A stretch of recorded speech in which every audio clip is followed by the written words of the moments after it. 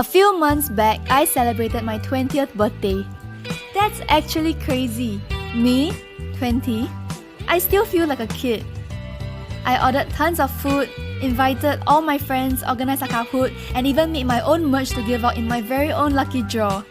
I had a lot of fun, and I think everyone else did too.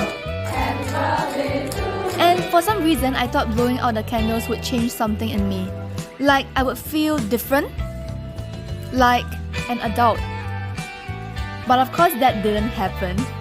Turning 20 isn't some sort of magic trick. I'm still the same me before I blew out those candles. I still am as lost as ever, still have no idea what I'm doing. Looking back, I was a wee little 13-year-old girl who had to take a 45-minute bus ride to school by herself for the first time ever and hated it. And then I was the 16-year-old girl who jumped so hard for joy when she finished her O-levels. In the blink of an eye, I was the 18-year-old girl, just finished A-levels with 8 months of holidays in her hands, not knowing what to do with it. Just last year, I was the 19-year-old girl, navigating the turbulent waves of what university life brought.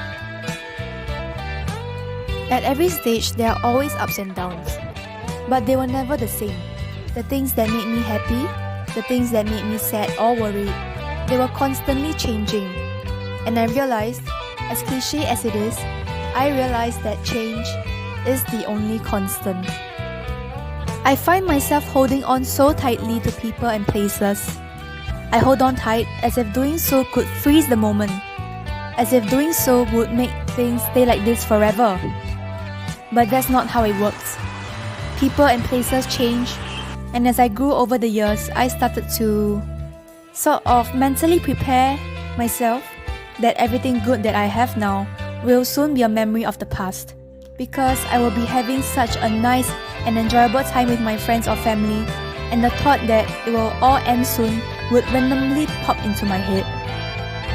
And I would feel a brief sense of grief and longing, like the moment had already passed, like the moment had become a distant memory.